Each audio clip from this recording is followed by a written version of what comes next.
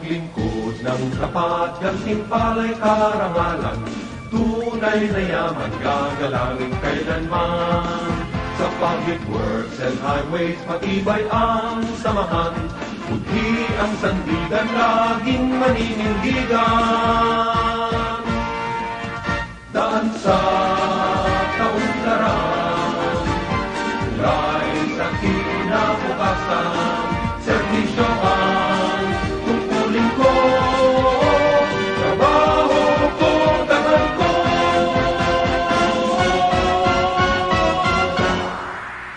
DPWH, Pilipino at marangal, tapat at marunong pinagkakapuri ko. DPWH, Pilipino at marangal, taas noon nagdirig ko. DPWH, buong pusong nagdirig ko. DPWH, ipinagmamalaki kong paglinturan ang Pilipino.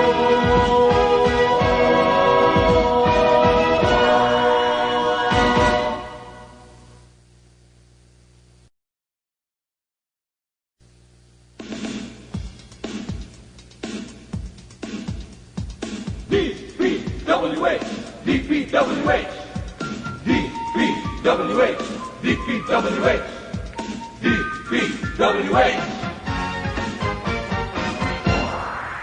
Ang maglingkod ng tapat, gantimpala'y karangalan, tunay na yaman, gagalangin kailanman. Sa public works and highways, matibay ang samahan, budhi ang sandigan, laging maninindigan. Daan sa kaunlaran, tulay sa kinabukasan, servisyo ang tungkulin ko, trabaho ko, dangal ko.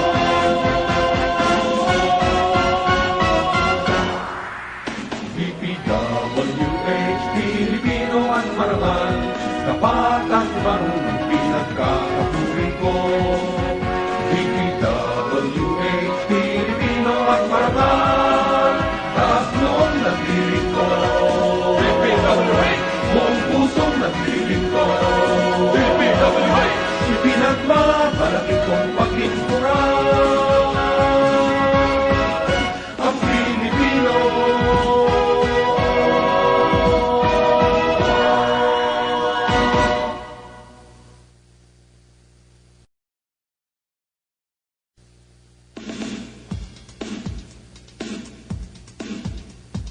DPWH, DPWH, DPWH, DPWH, DPWH.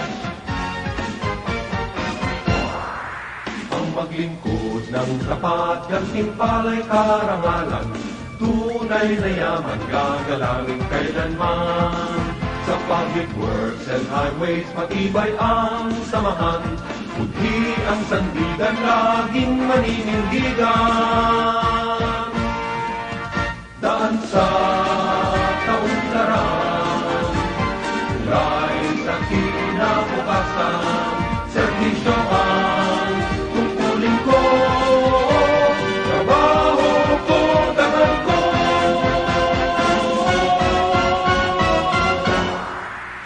DPWH, Pilipino at marangal, tapat at marunong pinagkakapuri ko. DPWH, Pilipino at marangal, taas noon nagdirig ko. DPWH, buong pusong nagdirig ko. DPWH, ipinagmamalaki kong paglinturan ang Pilipino.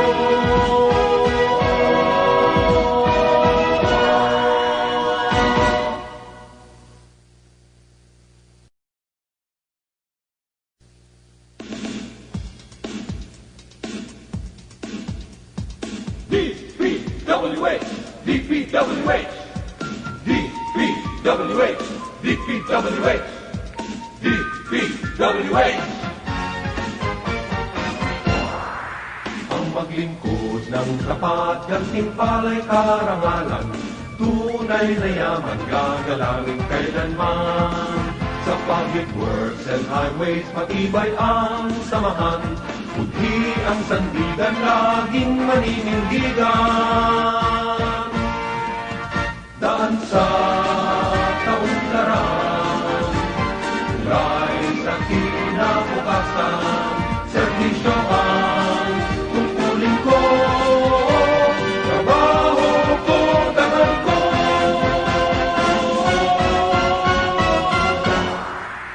DPWH, Pilipino at marangal, tapat at marunong pinagkakaturi ko. DPWH, Pilipino at marangal, taas noong naglilingko. DPWH, buong pusong naglilingko. DPWH, ipinagmamalaki kong paglingkuran ang Pilipino.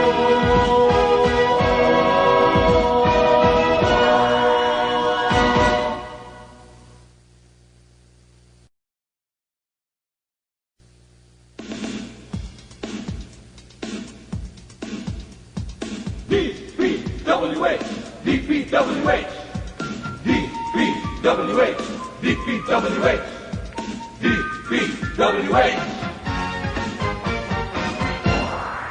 Ang maglingkod ng tapat, gantimpala'y karangalan, tunay na yaman gagalangin kailanman. Sa public works and highways matibay ang samahan. Budhi ang sandigan laging maninindigan. Daan sa kaunlaran, tulay sa kinabukasan, serbisyo ang tungkulin ko, trabaho ko, dangal ko.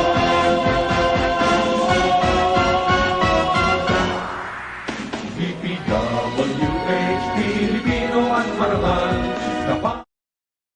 Today we have two activities scheduled. 6 for pre-bid and 2 for the opening of bids. And these are all part of the 2024 NET project. So we stand for the morning prayer and followed by the singing of our national anthem.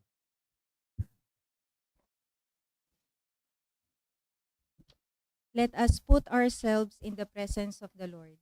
All-powerful God, we praise and thank you as we gather once again for the pre-bid conference and opening of bids for civil works. May we ask you for your blessing and guidance that these activities set for this undertaking may be successful. Open our mind for us to think wisely. Put us with understanding, cooperation, and peace in fulfilling our responsibilities for the success of the pre-bid conference and opening of bids for civil works. We ask this in the name of the Lord Jesus Christ. Amen.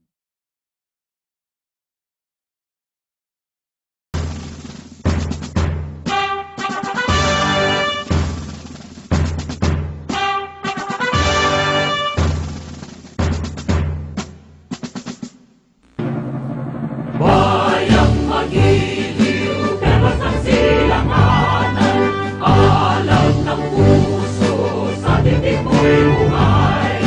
Lupang hinirang, tuyat ka ng magiting, sa manlulupi, kita pasisingil, sa lagat at bundok, sa simoy at sa langit mo bangag, ay nilang ang tula at awit sa paglayang tinawaan.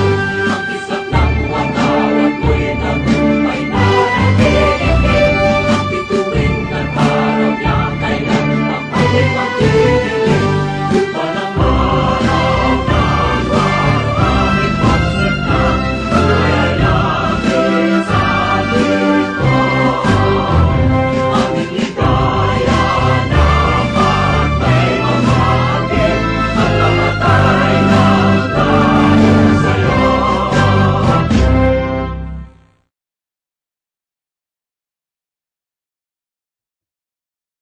So again, good morning to all of us. As I have said, we have two activities set for today. 6 for pre-bid and 2 for opening of infra project. Before I formally open this meeting, may we ascertain from our back secretariat if we have the quorum. Did we receive any electronic submission of bids? With that, I now call this meeting to order. While we are waiting for the result of the electronic eligibility, on the part of the opening of bids, TWG, you may now open the bid box and retrieve all those bid tenders and open all the technical envelopes. So at this point, I would like to acknowledge the presence of everyone. Our back secretariat.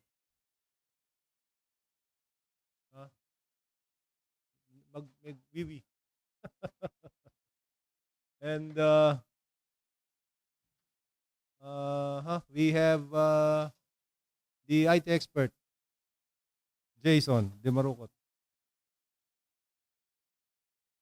And the spokesperson, resource person for the day. On the pre-bid conference, we have Engineer Mike John De Leon and Engineer Elisaya Vicente. We have also Engineer Charles Anthony Serrano. There are only three. Yes, good morning. And from the TWG, we have Engineer Marvin Gingab and head of the TWG, Engineer Attorney Cristina Romero Magkalas. And we have also Engineer Edwin Baluyot and Happy Dicapeder. Look for merienda at this instant. Olivia Newton-John, Randingin, Tumay. And on the presidential table, we have on my left, we have Engineer Victor S. Ong Jr. And then we have the end user for construction section, Engineer Jose F. Zamora Jr. Morning, sir. And the real idol.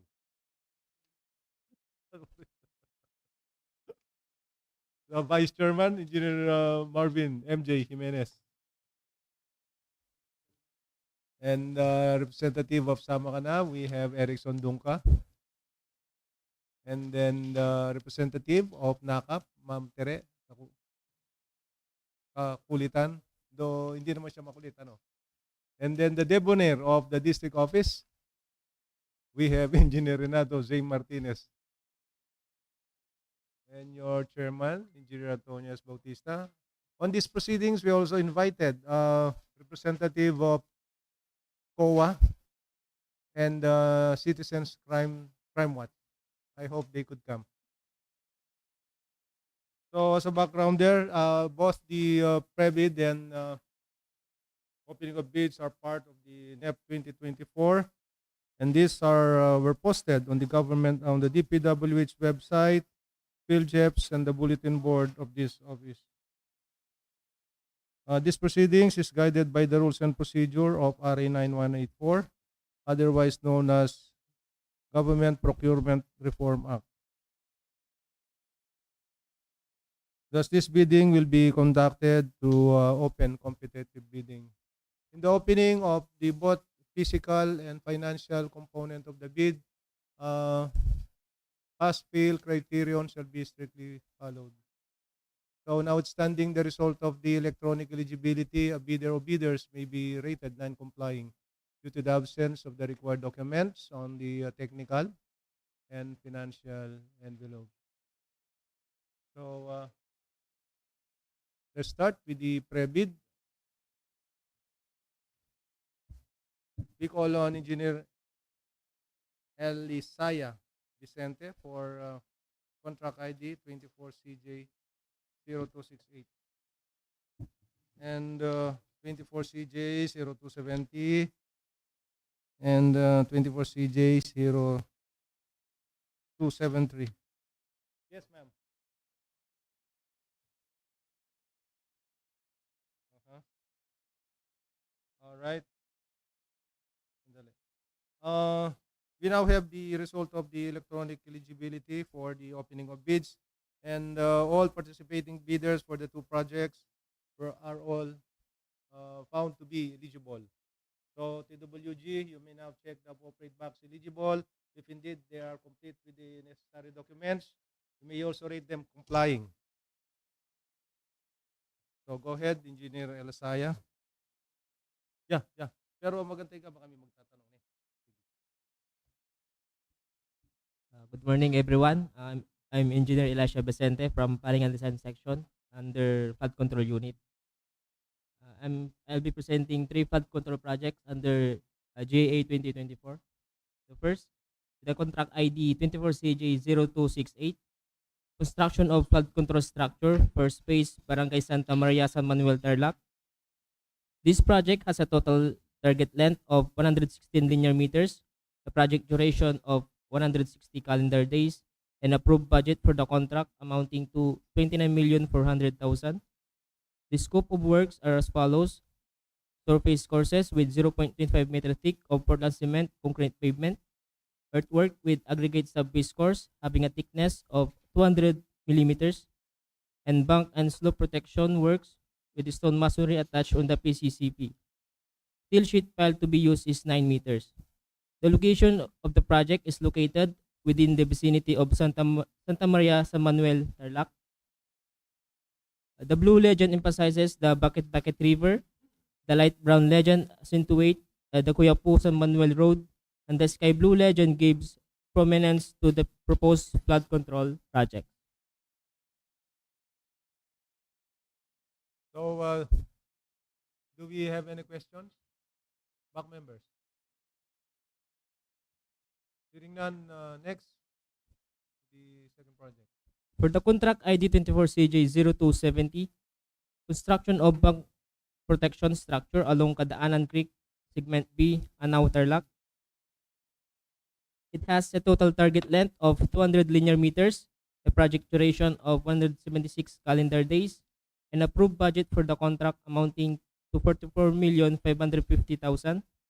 The scope of works are as follows: surface courses with 0.25 meter thick of Portland cement concrete pavement, earthwork with aggregate sub-base course having a thickness of 200 mm, and a bank and slope protection.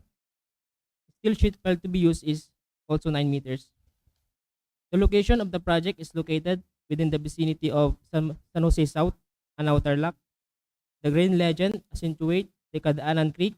The light brown legend emphasizes the Anao Ramos Road, and the orange legend accentuates the proposed flood control project.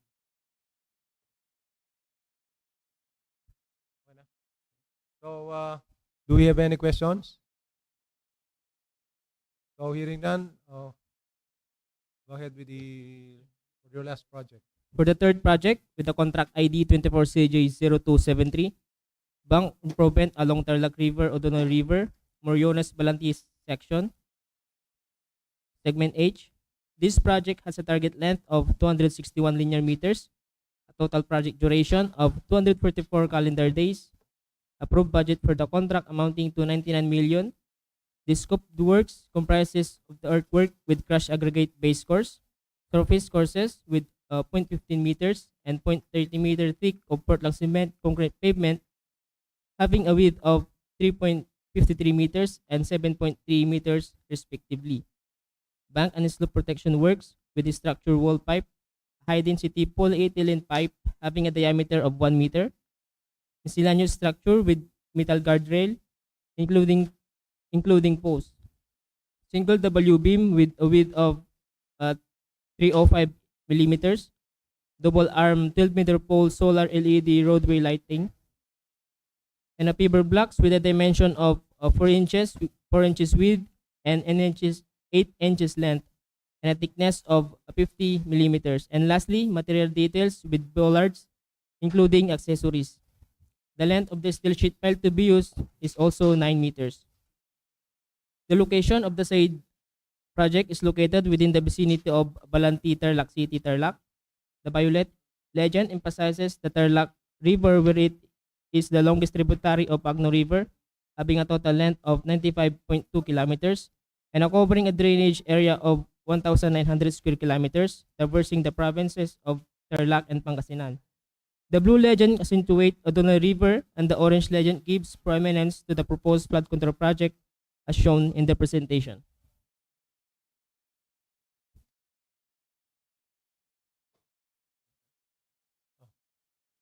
So, do we have any questions, bank members? So, hearing none, thank you, Engineer Vicente. Thank you. Now we call on Engineer Mike De Leon for 24 CJ 0269 and 24 CJ 0271. All right. Go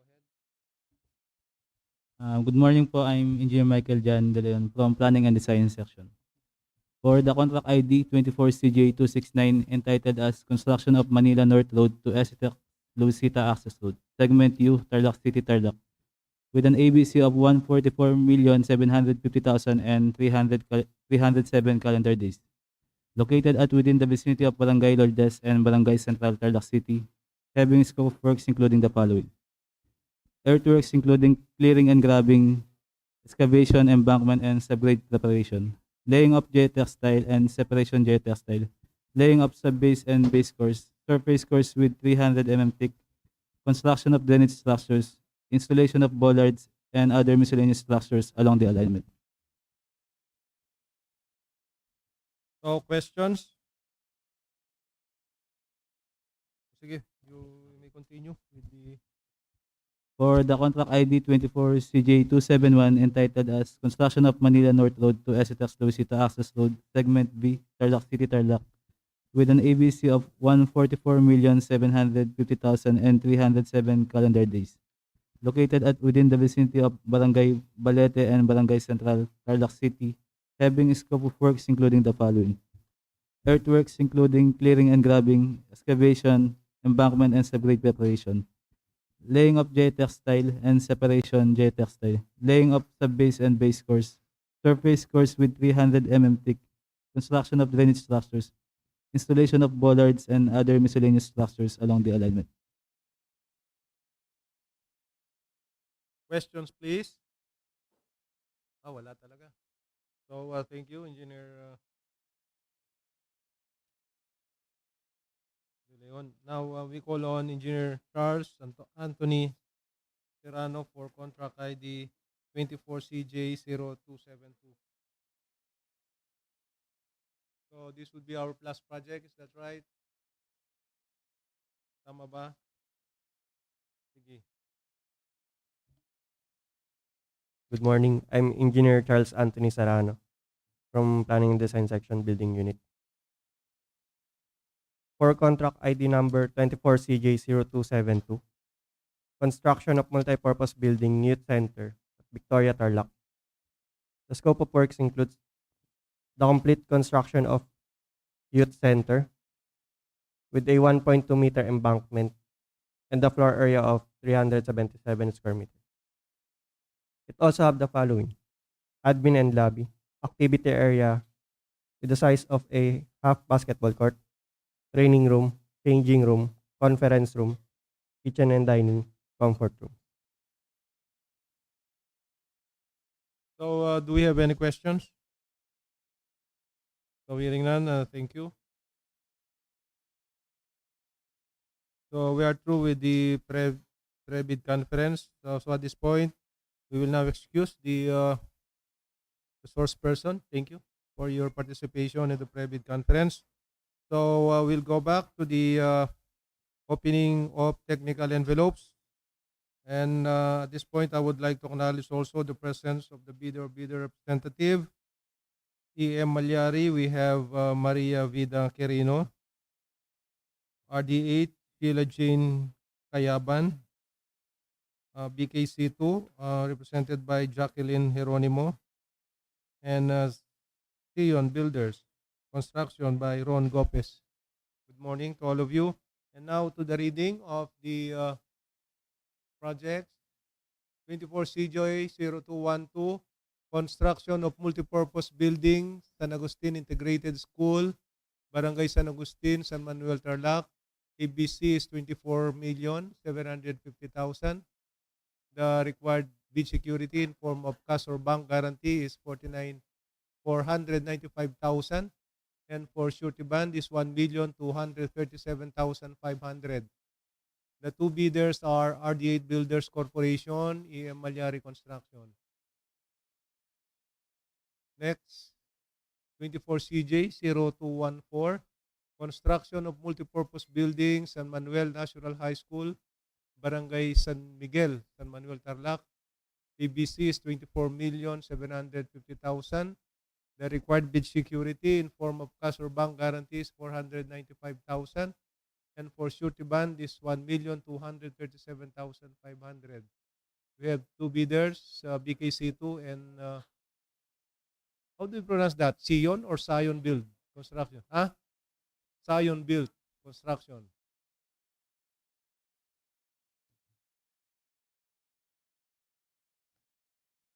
Alam.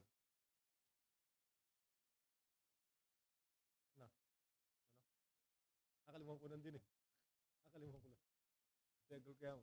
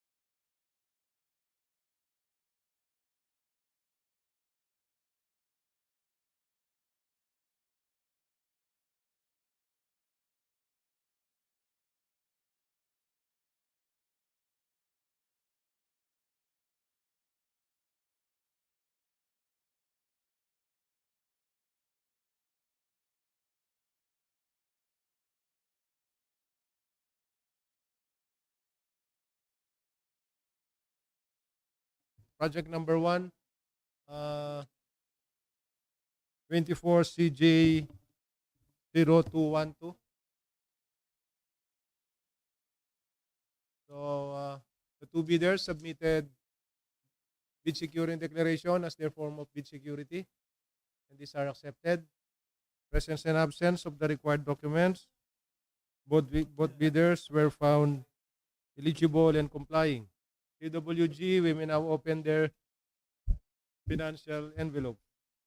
So now, next project. 24 CJ 0214. So both bidders submitted bid securing declaration as their form of bid security, and these are accepted. Both bidders were found eligible and complying. So let's open their financial envelope.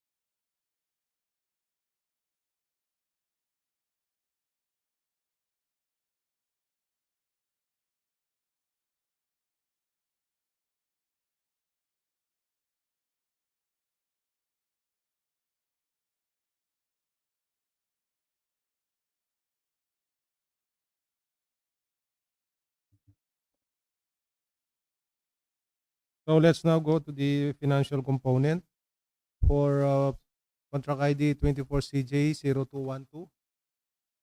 Presence and absence of the required documents. Both bidders were found complying with their bids.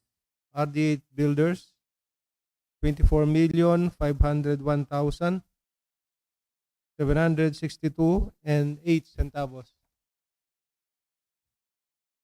EM Malyari Construction, 24,497,535 and 23 centavos. Both bids are below the ABC. So next, 24CJ 0214, presence and absence of the required documents. Both bidders were found complying with their bids. BKC2 Construction, 24,514,734 and 7 centavos. Zion Built Construction, 24,500,105 pesos and 40 centavos. So that ends our opening of bids. So our next activity would be the post qualification to determine responsiveness, all the required and condition as specified in the bidding documents. Of course, this will start at on the lowest calculated bid of the two projects. So, do we have any questions? So, hearing none, the meeting is adjourned. Thank you for coming. Ma'am Tere, thank you. See you tomorrow. We still have scheduled bidding for tomorrow. Yes.